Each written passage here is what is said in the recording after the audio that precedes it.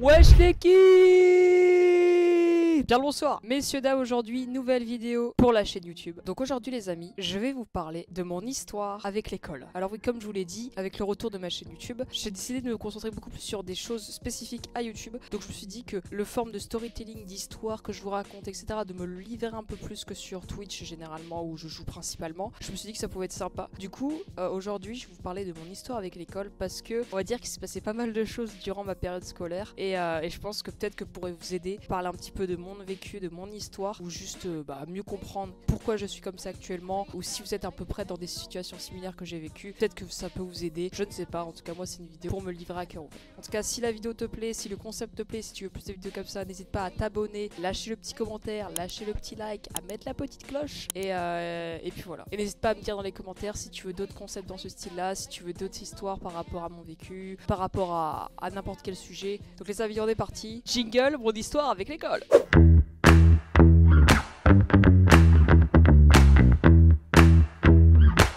Alors les amis, pour vous raconter un petit peu les choses, on va commencer chronologiquement, donc par le tout début. L'école, j'ai commencé comme tout le monde vers 3 ans, 4 ans, je pense que c'est comme ça qu'on commence. Et voilà, au début, tout se passait bien, tout ça, 3-4 ans, voilà, tu apprends à mettre les carrés dans les trous carrés, les étoiles dans les trous étoiles, voilà, tu fais pas spé maths, quoi. Et du coup, voilà, tout se passe bien, je suis en une section, ça...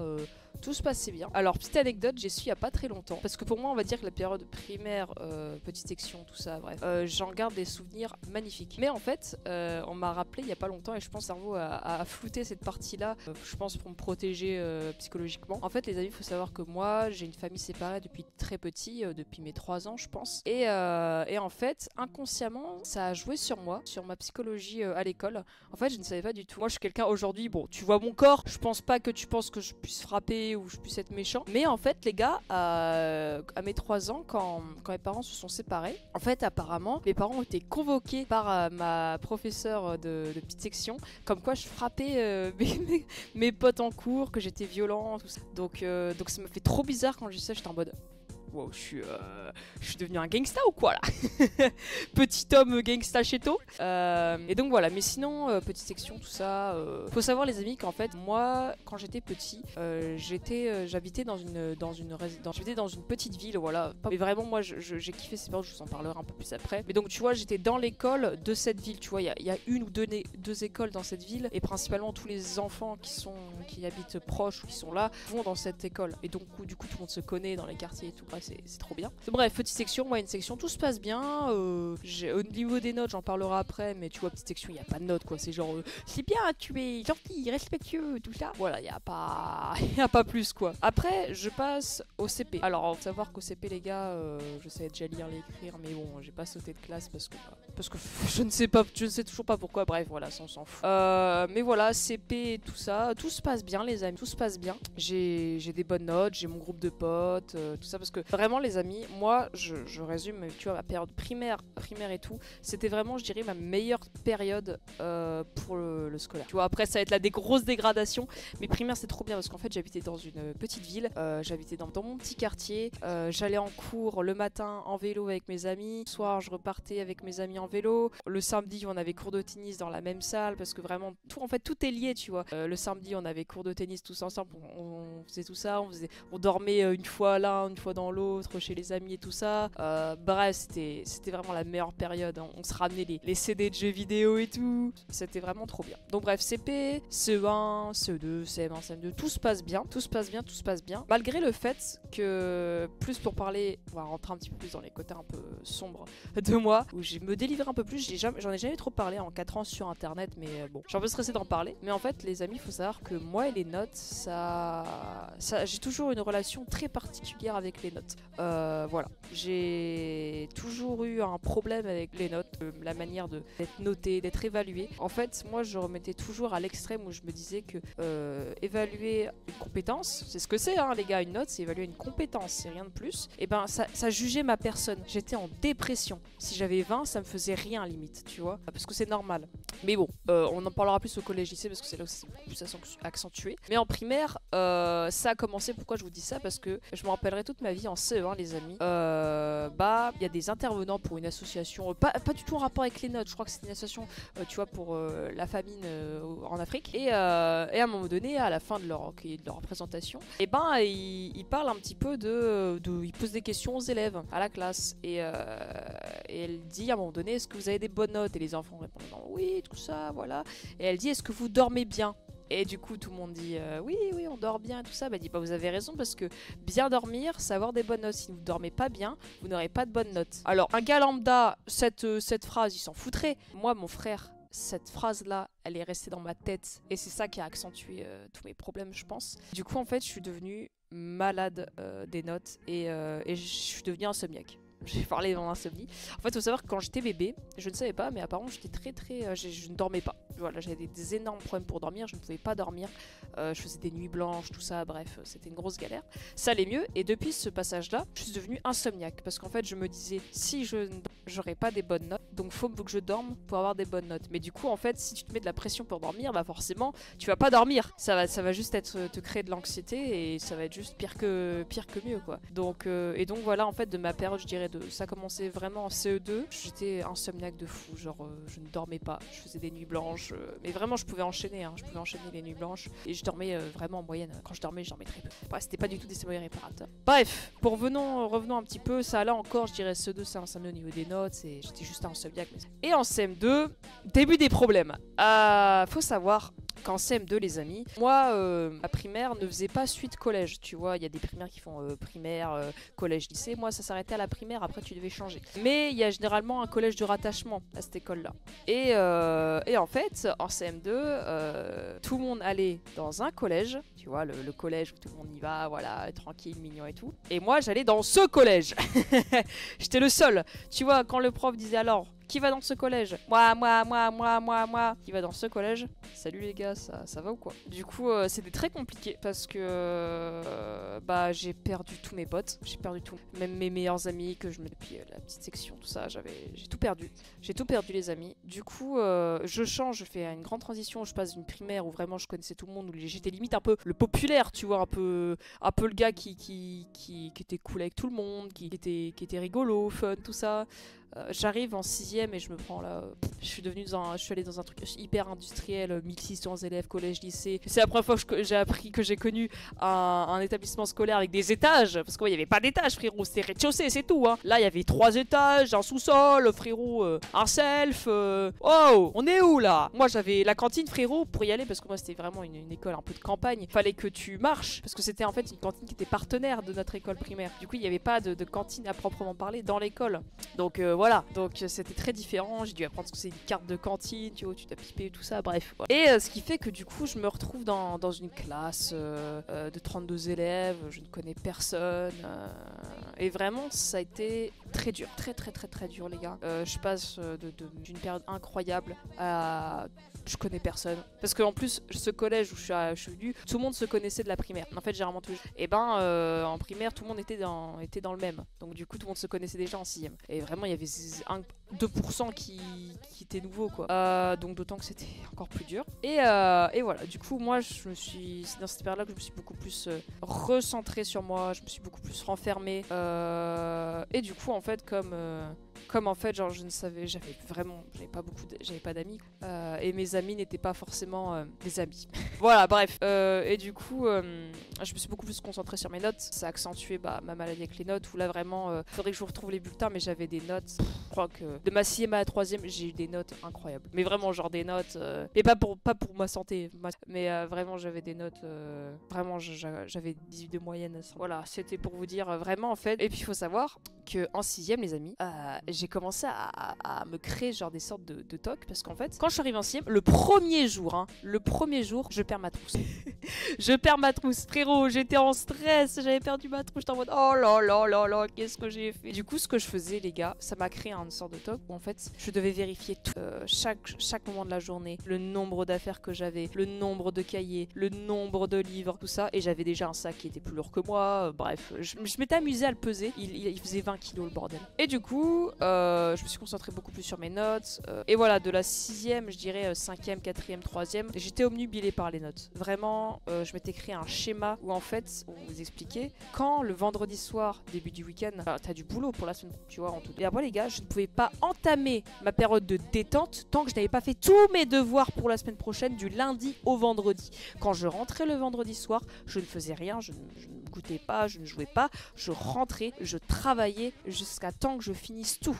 Parce que psychologiquement, je pouvais pas me mettre en mode détente si j'avais un truc à faire. Vous voyez le mindset? Ça, c'était très dur parce que vraiment, en fait, je n'étais pas heureux d'être en lycée. Je m'obligeais à faire ça, je ne sais pas pourquoi. Une sorte de stress, les gars. Et puis même quand j'avais fini de réviser, je révisais encore tout le temps. Et puis voilà, pour continuer, du coup, j'ai beaucoup bossé.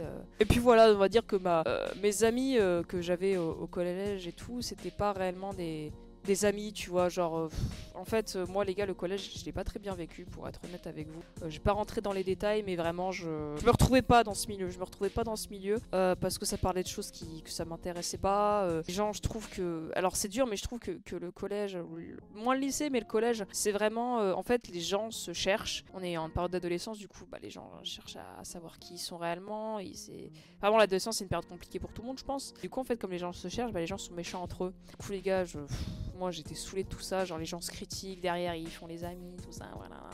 Ouais, ça se tacle tout le temps, c'est vraiment Bref, moi le collège, les gars, franchement j'étais pas heureux dans tout ça. Du coup moi je me suis beaucoup plus concentrée, on va dire, sur internet, où tu vois ma passion de création de contenu, là elle s'est beaucoup plus développée aussi, tu vois. En fait vraiment je me suis retrouvée beaucoup plus face à moi-même, et je me suis beaucoup plus développée sur mes passions, qui est pas plus mal au final.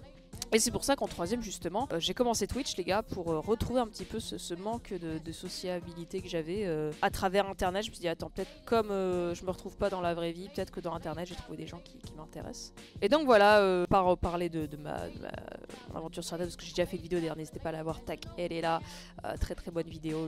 Donc voilà, ça c'est deux parties de rédiff. Mais du coup en troisième, moi en troisième les gars, on était en 2020, 2019-2020, et là, le Covid.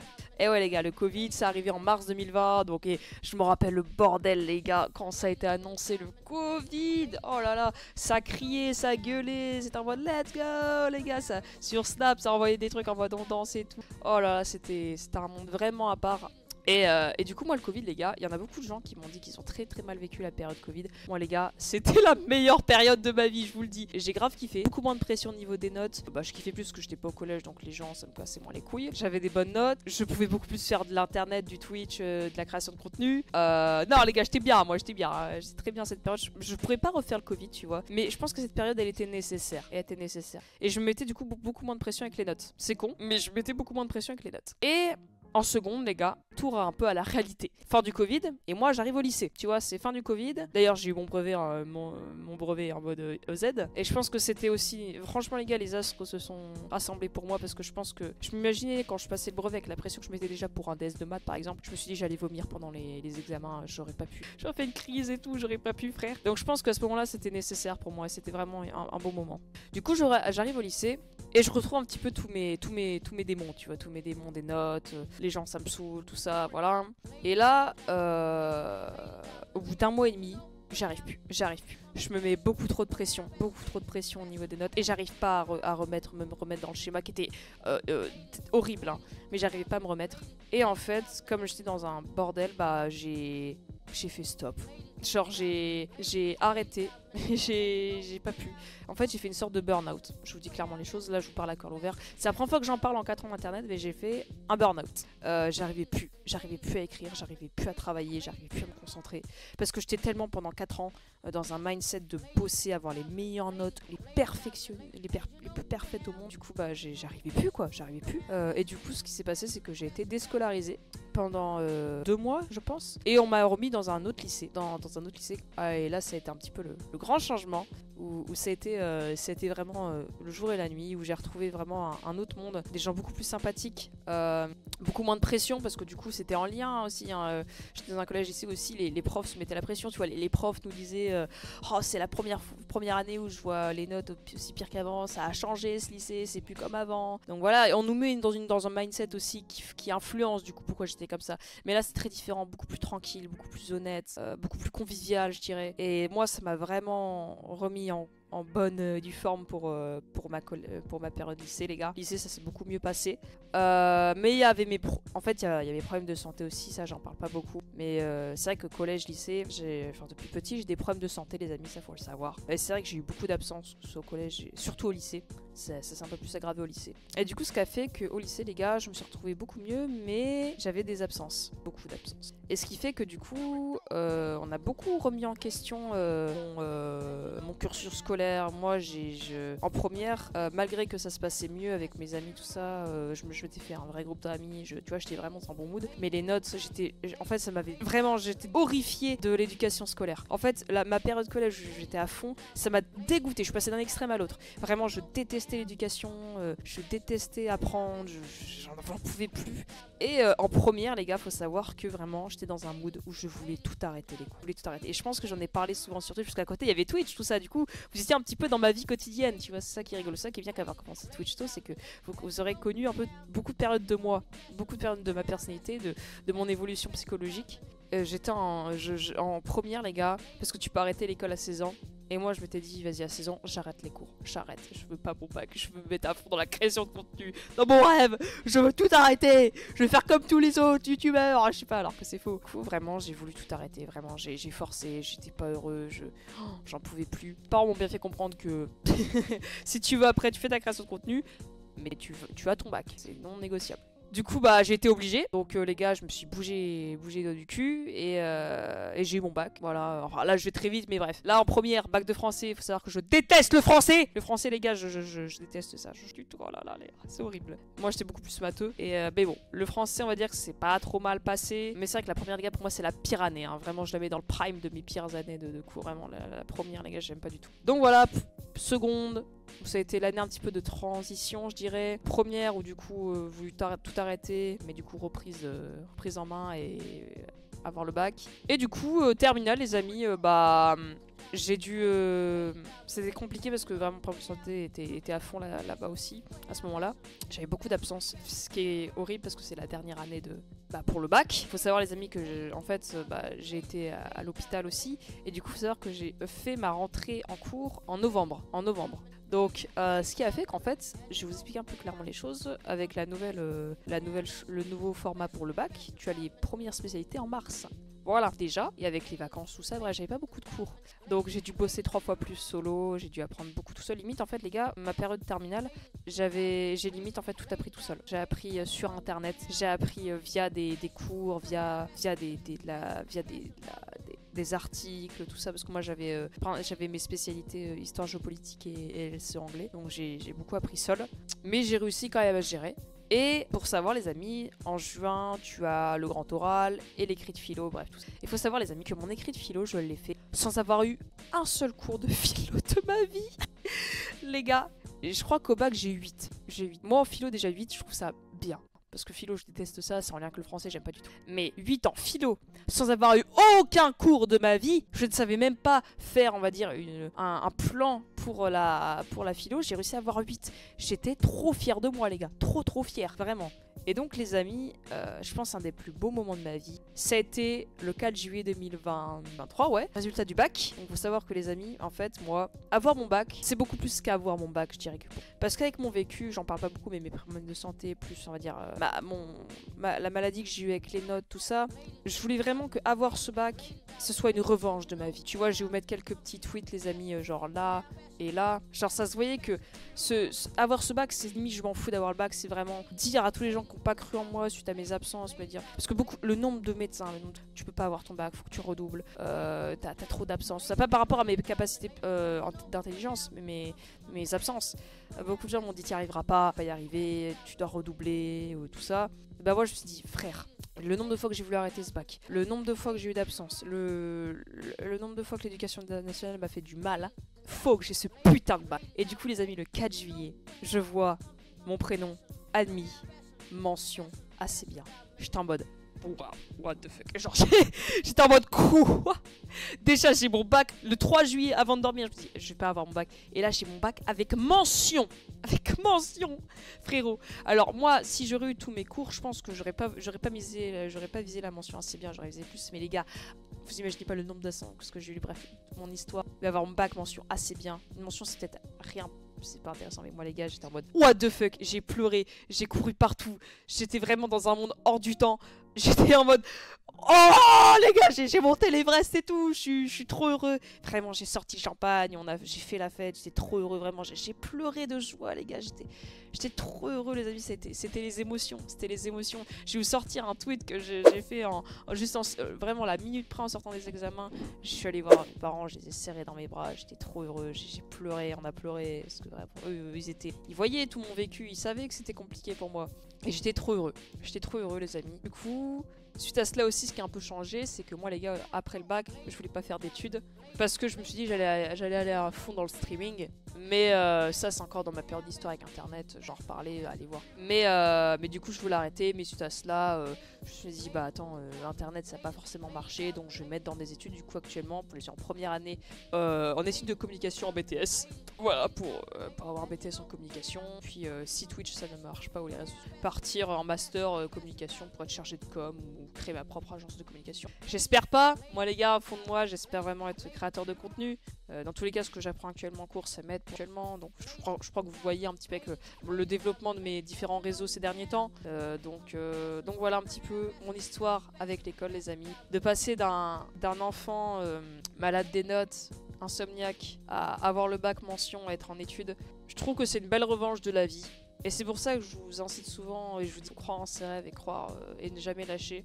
Et je pense que c'est grâce à tout ça que j'ai une détermination à peu importe ce que j'entreprends, je y vais toujours à fond aujourd'hui. Que ce soit la création de contenu ou quoi que ce soit, j'y vais toujours à fond. La détermination, c'est la chose la plus importante à mes yeux. Croyez en vous, faut jamais se laisser faire et toujours croire en ses rêves. Et c'est pour ça que cette détermination que j'ai réussi à avoir à travers l'école, et ben je la mets pleinement à fond dans mes projets que j'entreprends, la création de contenu, avoir le permis, etc. Soit j'y vais pas du tout, soit j'y vais à 200% aujourd'hui. Donc j'espère que cette vidéo vous donne de la détermination pour réaliser vos projets, vos rêves, et que c'est pas parce que si un jour il y a un côté négatif ou un échec qu'il faut rester sur cet échec là. Cet échec là, faut en faire de l'expérience pour après faire de la réussite. Donc les amis, j'espère que cette vidéo vous aura plu. C'est la fin de ma histoire avec l'école. N'hésite pas à t'abonner, à lâcher le petit pouce bleu, le petit commentaire, lâcher la petite cloche, mes différents réseaux sociaux qui sont en description, Twitch bien évidemment. Voilà, moi je vous retrouve très prochainement pour une prochaine vidéo mercredi 18h. Je vous fais des gros bisous, c'était Cheto. La bise.